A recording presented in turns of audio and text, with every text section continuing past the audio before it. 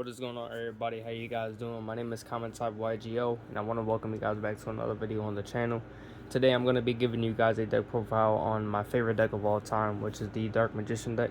As you guys can see, I am playing proxies for the new support, and the reason why I'm playing proxies is because I obviously want to get ahead of the game and test out the new support to see what it can do. And I must say that this deck is a lot better with the new support. As you can see, you know what I'm saying, this card alone makes the deck a whole lot better. I know this card is not going to be banned or anything, but Dark Magician players are definitely going to be playing this card at 3 or a minimum 2, because this card is just so versatile with a first turn play. And even if you're going second, this card is needed for this deck.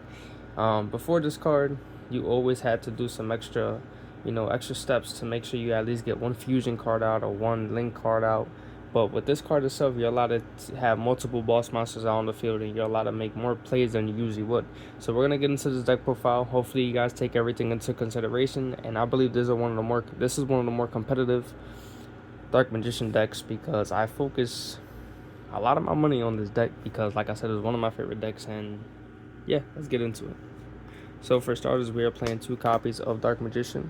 The reason why we're playing 2 is because I believe that 2 is a very versatile number. I believe if you play 3, it's okay, because sometimes 3 is sometimes needed. Just sometimes where I do want to play the third one because it's an extra beast stick. But a lot of times 2 is completely fine. If you play 1, I believe that you're missing out on possible other plays. But I believe that 2 is the correct number to play in the deck like this. We're playing 1 copy of Dark Magician Girl. I believe that this is something you can cut. I know a lot of people are going to say that this card is necessary for some other plays, but me personally, the only reason why I'm playing this is because not only does it look pretty, I like this card art, but it could come in handy sometimes with Magician's Salvation or just some other plays like that could become handy later on. So it does a sting here and there, but if you want to cut it out, you definitely can. Next, we play 3 Magician Souls. I don't have to explain this too much. Not only is this a draw 2, but you can also get to your Dark Magician as fast as possible with this card. I believe that this card should not be played at 2 or 1. It should be played at 3 all the time, unless it gets limited, unless it gets semi-limited. This card should always be at 3 at all times. Like I said, not only is this a pot of greed for the deck, but this is a card that can help you with soul serving. It could get you to so many other plays, and soul serving could obviously get you to that new support as well. So you always want to play 3 of this card. Next, we're playing 2 copies of Illusion of Chaos. I've seen people play this at 3. I don't necessarily understand why, because it could become a huge brick, and a lot of people say the Dark Magician deck sucks. It doesn't. It's honestly because you're playing the wrong number of certain cards. You know what I'm saying? You're playing the wrong, like I said, the wrong number copies of certain cards. You never want to play this at 3, and you never want to play this at 1. I believe that 2 is a perfect number because you don't see it often, but you see it at the right time. And I believe if you play 3, you're always going to see yourself drawing into this card, and you're always going to see it negated. Instead, replace it with something that could possibly be an extender, and you should be fine. By the way, this gets you to like your itemises and all that, so it's pretty good.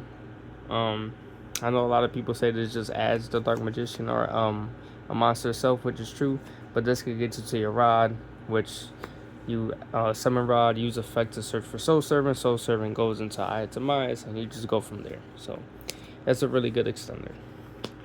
I've seen people play this at 1. I don't understand why, but I play 2 Tamias, the United Dragon. This is one of the main monsters of my deck personally, because not only is it a 2800 beast stick, but this gets you with this card, which is a very good plus for this deck.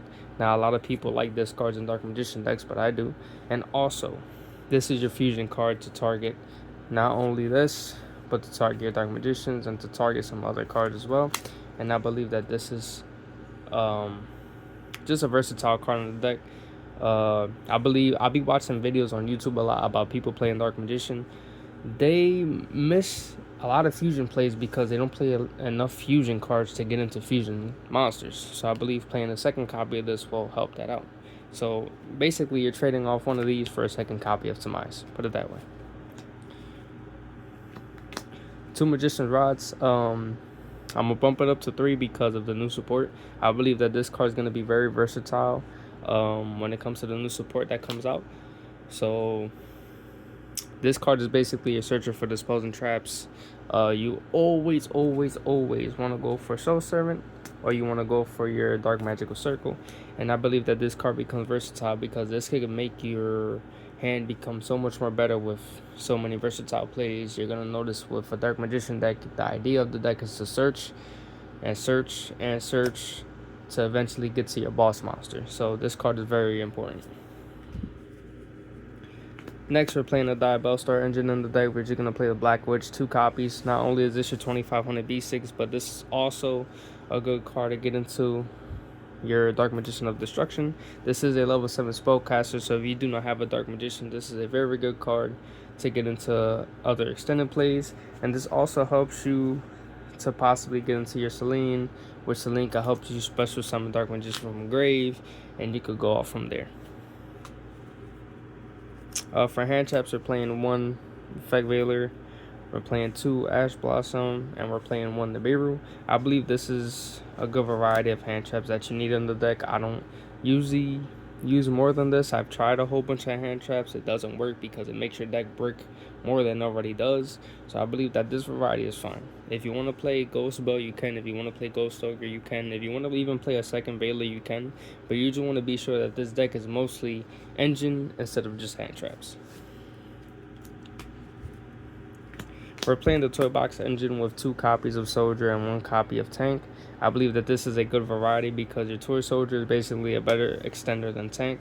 But this helps you get into your link plays such as Selene, or you could get into your Underworld Goddess, or you could go into many other plays by just special summon these out when they are sent to the graveyard. One major play that you do happen to stumble upon is Magician Souls and the Toy Box Engine, where you activate Toy Box, you get into these cards, you use Souls Effect to get rid of these from the Spoil Trap card zone, draw 2, and then these get special summoned out into the field. So I believe that these are good extender plays. If you want to add Exceeds monsters into the deck to go into rank 4s, you definitely can. But I usually use these for just extenders to get into Selene and other link monsters that could become important later on. So that is a good engine right there. For the spells, we're playing 3 Soul Servant. I don't really got to explain this card too much. This is just one of your main cards in the deck to get into, your main plays. Not only are you using this to place 1 card on top of the deck, but if you have a Dark Magician in the grave field, you can possibly draw that card. Or if you have more than 1 Dark Magician in the graveyard and the field, you can draw an extra card depending on how many Dark Magicians you play, or it can even go to 3 cards if you have a card that's considered a Dark Magician in this text. So you can possibly go for a draw 2 or a draw 3 depending the situation. So this card should always be played at 3. Next, we're playing 3 Circle. I see people only play 1 of this. I don't understand why. People gotta understand that, like I said, variety of cards is important. This is a continuous spell card. This card can get popped at any point in time. So you want to make sure that this card is at 3 at all times, not only to activate it, but this card can banish other cards on the field that your opponent has that can be a possible threat. So you can bump it down to 2. That's fine. But I personally, play 3 because you're going to see this card get destroyed at one point in time in the duel, and you always want to have extras in case you need to get rid of a card and banish it, and just get rid of the annoying cards that your opponent has. And not only that, but this card just mills 3 so you can get a Dark Magician card in hand, which is perfect. 1 Eye of Timaeus. The reason why we're just playing 1 is because we're playing the Gaze of Timaeus. I used to run 2 Eye of Timaeuses in the deck, but the reason why I took it out, honestly, is for the new support. I tried playing 2 of this. I don't really see the benefit of playing 2 of this, but it can become important at some point in time to possibly play the second one. But at the end of the day, when you do use this, the monster does get destroyed at some point in time. So I'm only playing 1 just to get into some other link plays or some OTK aspects. Most of the time when you're activating Gaze of Timaeus and you're banishing you're putting cards back in the deck, because that's what it does. You target a card and give her in the field, shuffle it into the deck. You always want to go for the Dark Magicians to get extra draws. And then you can always go from there. And then we just play the Eye of Timaeus simply because of the fact that we could just do a regular, fusion summon with this card. I understand with Magician Rod, this card cannot be searched, but this card can always be accessed with other supports in the deck, such as, Soul Servant and all that. So, you want to play 1-on-1, I believe it's a good variety right there. Oh, Drop my cards. Alright. Next, we are playing one copy of Dark Magic Attack. The reason why we're playing this is because this is just one of your board breakers for your deck. I believe one is fine. I don't think 2 or 3 should be played, but it is a board breaker, and at the end of the day, yes, it could get negated, but most of the time when it does go through, it's just a really good board breaker that can extend the play later on, and it also gets searched with Eternal Souls, which is perfect. We're playing one Magician's Salvation. This card should not be played at 2 or 3. If you want to play 2, it's just because you're scared about this card being destroyed. But for the most part, nobody really cares about this card when it's played on the field. This is just an extra extender for your deck in case you special summon Dark Magician. You could get a Dark Magician Girl from the graveyard. Or if you manage to get a Dark Magician Girl out, you could just get a Dark Magician from graveyard to the field, which can become an extender later on, and an extra fusion play if needed. So this card is just perfect for that, time frame. We're playing the Sinful Spoils of Doom Mercilia. This card can obviously get rid of all the monsters that could become a problem on your opponent's side of the field simply by having Witch on the field or Dark Magician. Target one of them. All your opponent's monsters lose 2,500. If they become 0, they get destroyed, and it could just become a board breaker as well. It's so important for the deck. Next, we're playing 2 copies of Toy Box. This allows your toy engine to just go on. You activate it, where you simply activate the card, and you're allowed to place 2 toy monsters from deck and place them face down or in your hand. And then from there, that's when you use Magician Souls effect to discard, activate, send Dark Magician from the graveyard, special summon the Magician Souls, target your 2 back row, get rid of them, and then draw 2. So this is what the engine is for, and also it's a really good target for battle phase when your opponent is targeting you. Just get rid of a toy box, and then, get rid of a toy monster, or both of them, and just negate the attack, which is pretty much good because it destroys the 2. Next, we're playing Wanted Seekers of Sinful Spoils. This is your searcher to get into your Diabell Star. No need to explain this card at all. 2 copies is perfect. 1 Raigeki. Don't need to explain this card at all. Just another board breaker. 1 Metatronus. The only reason why I play this is because it could become a possible threat to your opponent at some point in time during mid game. A lot of people don't play this because they feel like it's a waste of time. I feel like this could either be a bait or it could be a threat to your opponent depending on the situation. So you at least want to play 1 copy of this. Or you can switch it out for something else, maybe a 3rd Ash Blossom. It's up to you. And finally, for the spell, Change of Heart. It's just a nice tech card in the deck. It works, so why not? For the trash, you play 2 Eternal Soul. I see people playing 1. Most stupidest idea I've ever seen in my life. You always want to play 2. This is a good recursion card for your deck. This is a good Monster Reborn. And it searches out the board breaker in your deck, which is Dark Magic Attack, which is a good card. And then for the main deck, you just play 2 Infinite Impermanence. I believe this card is mandatory for any deck. If it's, if it's necessary. If not, you don't got to play it. But for this deck, Infinite Impermanence is just your go-to. For the extra deck, we're playing 2 copies of the new Dark Magician of Destruction. Let's go ahead and read this to you guys real quick for you guys to get an understanding. It states, must be fusion summoned or special summoned from your extra deck by banishing 1 level 6 or higher dark spellcaster monster you control. Though in a turn a spell, card, or effect was activated, you can only special summon 1 Dark Magician of Destruction once per turn this way, no matter which method used. If this card is special summoned, you can add 1 Dark Magician and 1 card that mentions it from the deck to the hand, and this card becomes Dark Magician while on the field or in the graveyard. This card is so important because you do not need any fusion form. You don't need a polymerization, you don't need an ITMI to get this card out. All you need is a simple activation of a card effect or a spell card, and you need a level 6 or higher spellcaster, which happens all the time. So this card is essential. This is your first turn play. Not only are you going to be able to get this card out and summon it, but you're going to be able to extend by searching a Dark Magician and a card that mentions it. So this can obviously lead to Soul Servant. It could lead to Magician's Rod if you did a normal summon. It could lead to so many other plays in the deck that can extend to many many other plays and many other fusion summons depending on how you want to go with it. If you're going second, if you're going first, this is just a good extender for the deck. This should be your go-to card at all times. So you want to play 2 of this or 3 if needed. Unfortunately, my printer ran out of ink, so I can only run 2, but it's been good so far. I love it, and I can't wait for the new support to come out.